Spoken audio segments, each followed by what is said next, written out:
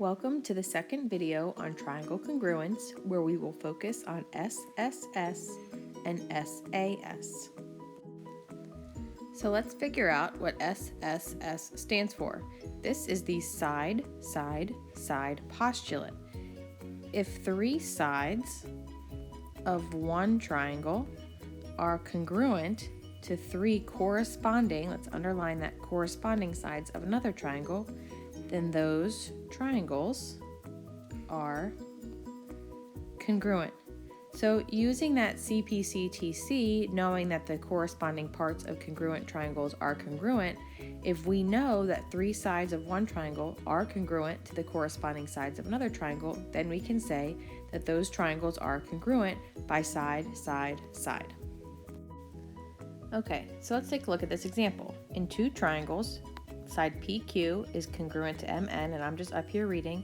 Side QR is congruent to NL. Oops, let me add that segment there. And side PR is congruent to ML. So I'm going to go through and I'm going to label my congruency on the triangles that I'm given in these words here. So PQ is congruent, so PQ gets one tick mark, and MN will get one tick mark. QR will get two tick marks. I'm using two because there's nothing telling me that QR is congruent to PQ, so I need to use two tick marks instead of just one. But QR is congruent to NL, so that will get two tick marks. And finally, PR is congruent to ML. And so the goal here is to write a congruent statement. And what I can say is that because all three sides, because the corresponding sides, their matching sides, are congruent, then I can say that triangle PQR is congruent to triangle MNL by side, side, side. So that just explains, where the reasoning behind knowing that these triangles are actually congruent by side, side, side. So again, when you're writing the congruent statement, you want to make sure that you are paying attention to the order. If I said PQR, I need to go MNL. You can't go PQR and then go MLN. You have to make sure you're following that congruency. So using side, side, side, these two triangles are congruent. Before we get into the next connection between a relationship in triangles to help with congruence, there's one little vocab word that we need to talk about, and that is that in a triangle, the angle formed by two given sides is called the included angle. The included angle. So pretty much the one that's in between it. So we have this angle is being sandwiched by these two sides, those two congruent sides. It doesn't really matter actually that they're congruent right now. The point is that in order to be called an included angle, it's the angle in between two sides. So one way that to remember this, that where this included angle is by thinking of it as the nose between the whiskers. This is like the nose area here of two whiskers. So that's the included angle right there.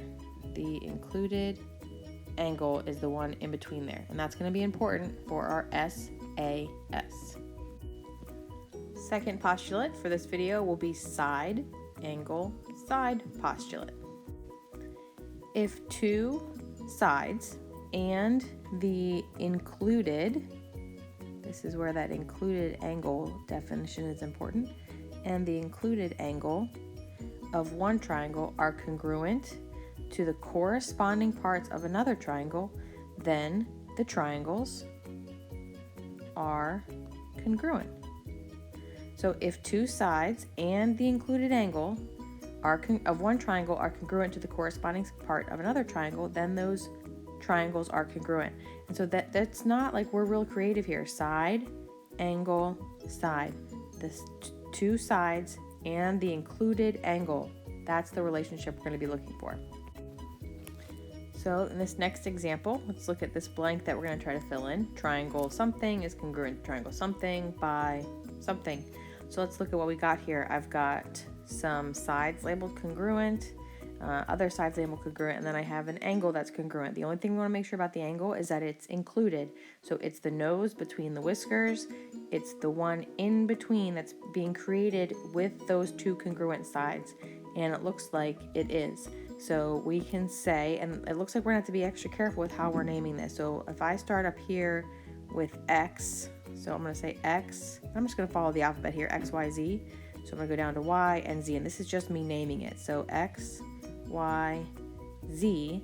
Then let's pay attention to what we're going to be doing here. X is on this triangle on the end of the single mark. So for this triangle over here, I'm looking at angle P. So P is going to be the one that matches up with X. So I'm going to put P there. And then with my Y, I followed that side that's not labeled as anything. So P and then Q, and then I'd have to go back to what looks like a D. So P, Q, D. P, Q, D is going to be me finishing the congruent statement, and this is by side, angle, side relationship. So again, congruent statement, you want to make sure that you're matching up your letters and your angles appropriately, or else it's not, no one will be able to recreate it from your information given. So you want to be careful with that. So let's take a quick look at a couple more problems. We're going to determine whether the triangles are congruent. We're going to write that congruent statement and explain where that information is coming from. So I'm always just going to start by identifying what I'm given. I have a DB side and an HK side that are congruent. I have this angle here that's congruent, and then I have BR is congruent to KA. And if I look, that angle is included in between these two sides. It is the nose between the whiskers. So I can say that triangle, DBR is congruent to triangle HKA by side, angle, side. Now I was able to do that really quickly because nothing was flipped around about this picture. The DB and the HK, like they look like they're corresponding parts and they're in the same part. Like I didn't have to worry about any rotation, single tick marks, double tick marks. So writing the statement didn't take that much effort. DBR, HKA. You just want to make sure you are paying attention to that. In this example, we have triangle MRA and TUV, and I'm just naming them right now. We're not really sure how to name them. We have to figure out if they're congruent, if that matters. So it looks like, again, I have two sets of congruent sides, and then I do have congruent angles. We have to make sure that everything is matching up. This RM has a single tick mark. This TU has a single tick mark, okay? And then we've got an MA and a TV. Now let's look at this angle. In this angle, or this triangle here, angle M is included between the MR and the MA. The angle U, however, is not. So this angle U is not included in these two congruent sides. It's got an unknown congruency. We're not really sure if that is congruent or not over here. So based on this information, we can't say that it is congruent or not, or that it is congruent. So we're just going to say not congruent. I guess you could say maybe that there's not enough information, but it's not congruent because angle U is not included. And maybe I'll put included in quotes just so we know it's not like it's left out. It's just not where it needs to be. So a non-example for us. This last example looks like we only have side information that's given to us, but only two sets of sides. And there's no just side-side relationship. We need all three sides. We need to know that all three sides are congruent. But there are no angles that are labeled. And this is where information from the last set of videos comes in. Because I can say that this angle KSR, is congruent to, paying attention to my congruency tick marks here, is congruent to NSO. So KSR is congruent to NSO by vertical angles. So we want to use our knowledge from our previous lessons. So those are vertical angles. So that gives me, if I'm paying attention here, I've got side, I have an included angle, and then I have my other side. So these are congruent triangles by side, angle, side. So I'm going to just name it in the way that I already identified it. Triangle KSR is congruent to triangle NSO by side, angle, side. So in summary, even going from the first video, we have this CPCTC, congruent parts of congruent triangles are congruent. And remember that worked both directions, that if we had that the parts are congruent, then we can say the triangles are congruent. If we have that the triangles are congruent, then we can say that their parts are.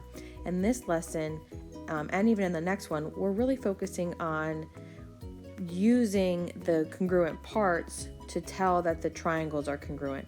But if we aren't given that all the parts are congruent, we only need certain pieces, and the first two of them that we're realizing is that side, side, side can be congruent, and that tells me that the triangles are congruent, or side, angle, side, making sure that that's the included angle, then that will be the other method we can use to prove that the triangles are congruent.